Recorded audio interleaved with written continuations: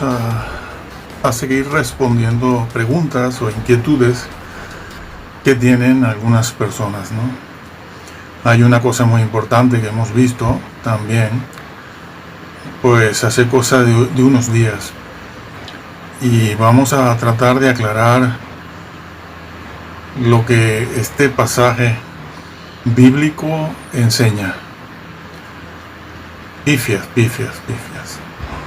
por todos lados, y la gran masa de creyentes, ¿no? Pues claro, no saben, los que aman la verdad, los que quieren saber de verdad qué dice la Biblia, cuál es el registro bíblico, no encuentran quien realmente les orienten un poco para que ellos por sí mismos pues puedan leer la Biblia y entenderla por sí mismos, ¿eh?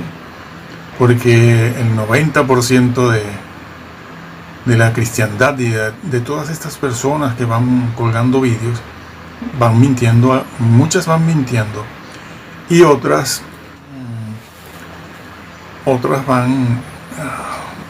van siendo engañados y engañan también a los demás. Hay de todo, como nunca antes, ¿eh? Vamos a ubicarnos en Segunda de Pedro. En Segunda de Pedro,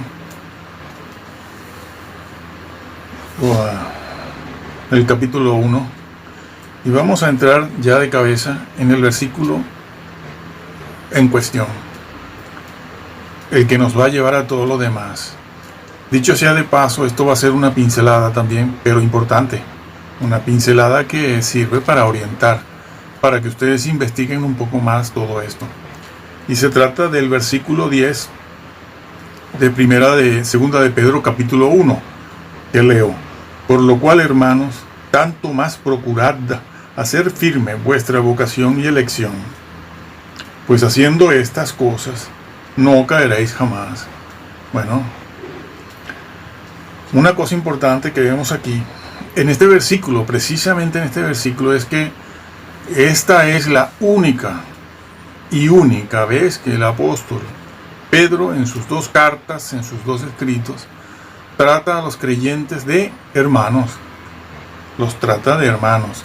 No los trata de visitantes, no les da ese trato, no los trata como a inconversos o miembros de catequesis o de catecúmenos. No los trata así. Ya se ve en este versículo que los trata como hermanos, dándoles una exhortación y un consejo. Por lo cual, hermanos, tanto más procurad hacer firme. ¿Hacer firme qué? La gran cristiandad dice, bueno, hacer firme la salvación. No digan lo que no está escrito. Eso no está escrito. Si hacemos eso, no vamos a llegar a ninguna parte con certeza. Y eso hace que todas estas personas que no tienen idea de lo que aquí se dice, pues van mintiendo. Sí, son obispos, pastores, diáconos, maestros de todo tipo, de toda clase, doctores, bachilleres, licenciados, y los doctores lo hacen, y son los que más pueden hacerlo, porque a ellos son las personas que más se les cree por aquello de doctor, ¿no? Ustedes no saben lo que es un doctor. Repetimos aquí que un doctor lo tiene cualquier denominación. Todas las denominaciones, por muy heréticas que sean, tienen un doctor y un doctorado en teología, claro. Bueno, aquí se dice eso. Procurad hacer firme. Se lo dice a creyentes convertidos, a hermanos. No digan que estos no son creyentes. No digan eso, porque no está escrito. Y les está diciendo eso que hemos dicho. Porque haciendo estas cosas no caeréis jamás. Bueno, ya vemos que este versículo es el versículo que contiene, repetimos, esa frase donde los califica de hermanos. ¿Por qué los califica de hermanos? Y les exhorta a que hagan firme la salvación. No, hacer firme el llamado y la elección. Esa frase esos términos, esos vocablos que tanto se están usando hoy en día, ¿sí? Hacer firme el llamado y la elección. Entonces los está tratando como a llamados y a elegidos. Claro que la consecuencia de esto es que son salvos. Sí, es que además lo había dicho anteriormente de una manera, no solo a través de una afirmación, sino que lo describe. Allí en el primer capítulo, el versículo 3, el apóstol dice: como todas las cosas que pertenecen a la vida y a la piedad nos han sido dadas por su divino poder. Fíjense lo que él dice: todas las cosas que pertenecen a la vida. ¿Cuál vida? La vida nueva. La vida nueva que se supone está en el creyente cuando se convierte. Y a la piedad, una vida piadosa. Solo los santurrones entran en el reino. Eso que han hecho burlándose, diciendo: yo no soy puritano, yo no soy santurrón. Pues si no eres puritano, si usted no es santurrón, usted no entra. ¿Por qué? Porque solo los santurrones y los puritanos entran. Solo ellos, los que cumplen la ley. Sí, esa que vimos en la oportunidad pasada, la ley moral, no ritual. Esa que está en Mateo, entre el capítulo 5 y 7 de Mateo. Entonces, esas cosas que pertenecen a la vida y a la piedad nos han sido dadas, y él se incluye, por su divino poder. Nos han sido dadas por su divino poder. En esta expresión, no vamos a detenernos mucho en ella, pero podemos decir que esa expresión por su divino poder es el poder de la conversión, el poder de la salvación. Esa frase siempre se puede entender o tiene implícita la idea de el poder salvador de la cruz de Cristo. Es lo que está diciendo él. Todo eso nos ha sido dado por su divino poder. Lo va a decir ahora, a continuación. Lo va a ampliar lo que él quiere decir. Nos han sido dadas por su divino poder, porque si no es por el poder de Dios, no hay salvación. La salvación no la puede obrar ningún hombre por sí mismo. Nadie se salva si no es por la gracia de Dios. Y eso implica un poder. Bueno, mediante el conocimiento de aquel que nos llamó. Aquí lo dice. El conocimiento de aquel que nos llamó. Dios llama. El Señor llama. Pero la persona ha de conocer el conocimiento. No olvidemos este vocablo. Por el conocimiento de. Se conoce la obra y a la persona de Jesús en un momento determinado de nuestra vida. Se conoce. Y ese conocimiento es el que produce la salvación. Tenemos que responder a ese llamado. El Señor nos llama y debemos saber quién es Él, cómo es Él, qué ha hecho Él. Eso, entre otras cosas, es lo que se está diciendo aquí. Nosotros hemos recibido el poder divino, el llamado, por el conocimiento de el que nos llamó por su gloria y excelencia. Fíjense bien en esta palabra, porque es la que aparece en el capítulo 2, cuando se habla de aquellos que retrocedieron. Allí, en el capítulo 2, el versículo del 19 en adelante, se emplea la misma estructura gramatical que se está empleando aquí, la misma, y los mismos vocablos. Eso implica que se emplean los mismos vocablos. Y el vocablo conocimiento es importante porque tenemos que pensar qué significaba para Pedro conocer al Señor. ¿Qué significaba para él? Entregarle un folletito. Porque eso es lo que enseñan estos doctores. Entregar un folletito y que sepa que, bueno, eso entendía el apóstol Pedro por conocimiento, pero no es lo que está diciendo él aquí. Sigo leyendo. Mediante el conocimiento de aquel que nos llamó por su gloria y excelencia, por medio de las cuales nos ha dado preciosas y grandísimas promesas.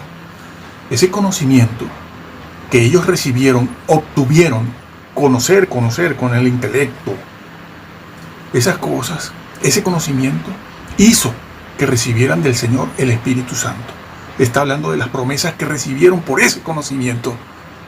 Ojo, porque esta estructura gramatical aparece exactamente con esos vocablos en el capítulo 2.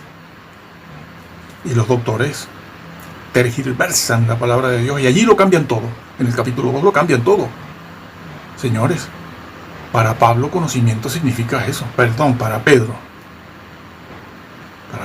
Para Pedro conocimiento significa eso. Convertirse, conocer al Señor y tener una experiencia de salvación, lo que conocemos como una experiencia de salvación. Y sigo leyendo.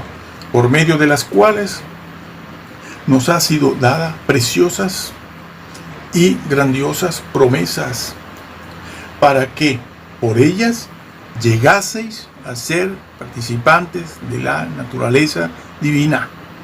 Llegaseis a ser de la naturaleza divina. Entiéndase naturaleza divina aquí, los mismos atributos de Dios que hoy en día también tenemos a través del Espíritu Santo. Naturaleza divina, participar de la naturaleza divina es participar de los atributos de Dios, no de la esencia de Dios, porque la esencia de Dios es deidad. No confundan, señores, que se lo enseñen sus pastores. Una cosa es la esencia de Dios. ¿Cuál es la esencia de Dios? Deidad, Dios y santidad. Santidad. Su nombre es santo. ¿Habita dónde? En santidad. Eso no se dice de ningún otro atributo. Esa es la esencia de Dios, deidad. No está diciéndose que nosotros vamos a tener esa esencia. Se está diciendo que tenemos, que participamos de la naturaleza divina. Eso es decir, que participamos de sus atributos. Bondad, benignidad, fortaleza, amor, piedad, etc. Es eso. Y Él se incluye e incluye a todos los que les están oyendo a Él, o a los que Él les está escribiendo. Entonces, yo repito el versículo porque hay que repetirlo. Por medio de las cuales nos ha dado preciosas y grandísimas promesas, para que por ellas llegaseis a ser participantes de la naturaleza divina. De la naturaleza divina, habiendo huido de la corrupción que hay del mundo. Habiendo huido. Claro, si participas de la naturaleza divina, huyes. Lo primero que haces es huir del pecado y de la corrupción del mundo. Aquí el pecado está descrito muy bien como la corrupción que hay en el mundo. Todo está corrompido, Está corrompido. Entonces, Él da por hecho eso, que ellos han pasado por todo ese proceso, han huido. Esos que han huido son los que han recibido el Espíritu Santo, la promesa, son los que han recibido el poder de la vida, son los que han nacido de nuevo. Esos no troceen los versículos, y este versículo, esta palabra es para esta otra palabra es para la otra. Eso no es gramática. No solo no es exégesis, que es otra cosa, sino que incluso eso no es un análisis gramatical, ni siquiera es un análisis sintáctico y morfológico. Profesores de griego, porque los profesores de griego aquí eso lo entienden bien, pero cuando llegan al capítulo 2 lo destrozan completamente. Pifias. ¿Por qué? Porque tienen que mantener el sistema teológico, la teología sistemática que adquirieron cuando se convirtieron, o que pertenece a su denominación, por lo general calvinistas. No pueden, no soportan una exégesis como estamos haciendo aquí, que aunque pequeña, aunque un brochazo, nada más, una pincelada, sin embargo, estamos ahora haciendo una cosa muy importante y reveladora.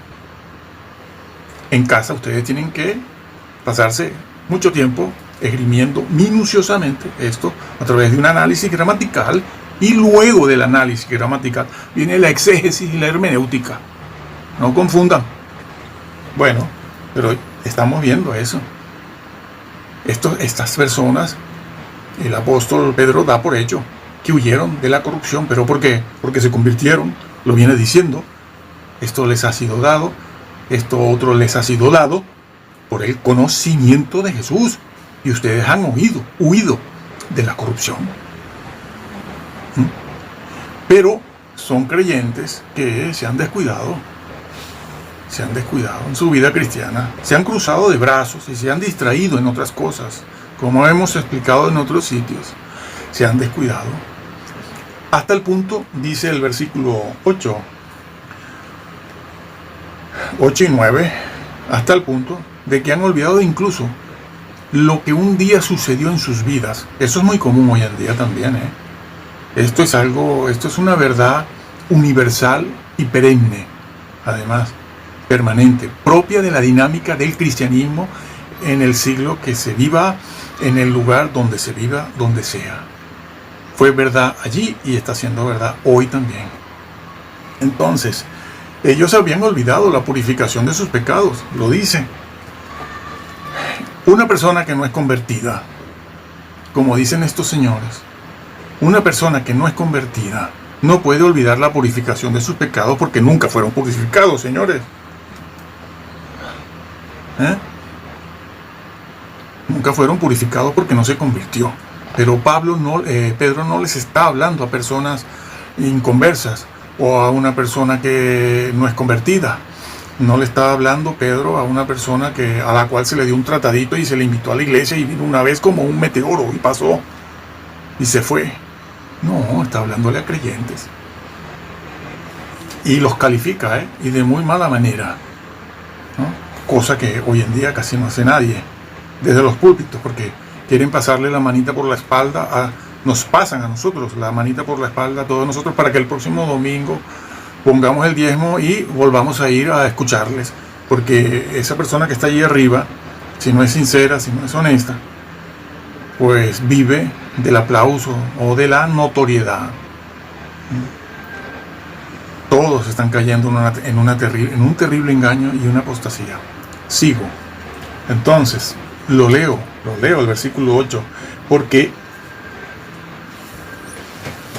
si estas cosas están en vosotros, es decir, toda una serie de virtudes y de dones del Espíritu Santo, que no voy a leer en este momento, ustedes lo pueden hacer en casa, el amor fraternal, la excelencia, la virtud, etc.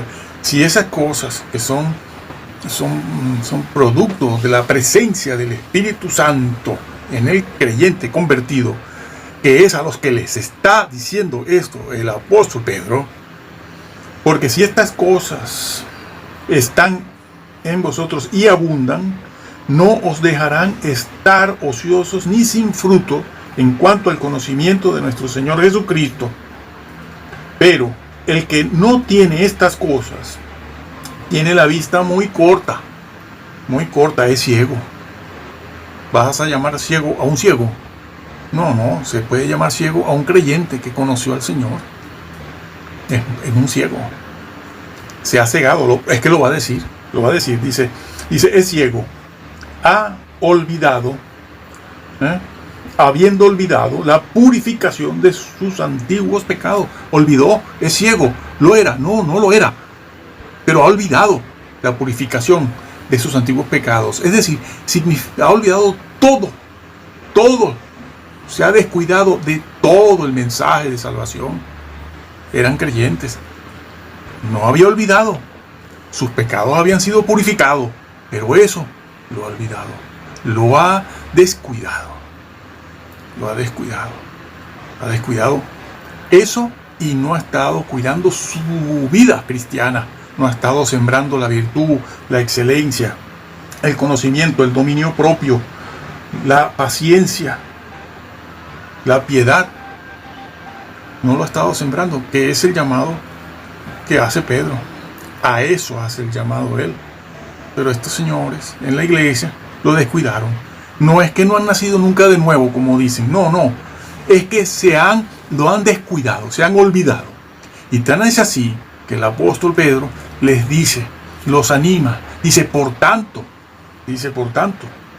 procurad con mucha mayor diligencia.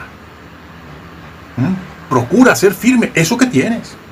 ¿Qué es lo que tienes? Procura ser firme, ¿qué? La salvación. No, antes de la salvación, el llamado y la elección por la cual eres salvo. Eso es lo que le está diciendo. Son creyentes. ¿Cómo que son visitantes? ¿Cómo que son familiares? ¿Cómo que es el señor al que se le dio un tratadito en la calle y ha venido un par de veces pero no se ha convertido?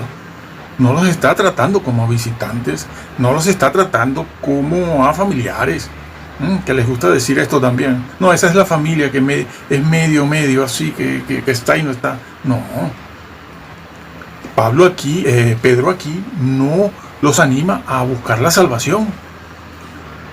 No los anima a arrepentirse, el apóstol Pedro aquí, a ellos. No los anima a nada de eso, sino a que cuiden lo que un día recibieron. Que lo ha descrito desde el versículo 3. Descripción. El poder divino por el conocimiento han huido. Pero estos señores se descuidaron. No es que no se acuerdan de que son salvos. No, ellos sí se acuerdan de que un día fueron salvos. Es que se han distraído en otras cosas. Como está sucediendo en la iglesia. Están distraídos con el tema del sol, el Nibiru, las fechas que van poniendo todos estos grandes doctores. Van poniendo fechas y cuando fallan vuelven a poner otra y vuelven a poner otra. Por cierto, que si esto lo hubiesen hecho en tiempos del Antiguo Testamento, los hubiesen lapidado, porque estaba ordenado por el Señor mismo que quien profetizara algo que no llegase a ocurrir sería considerado un falso profeta y tenía que ser lapidado por ley, por ley. Y en el Nuevo pasó lo mismo. Sí, en el Nuevo pasó lo mismo. Bueno, pero no me voy a detener en el Nuevo, porque nos vamos a desviar mucho de lo que nos interesa aquí a nosotros.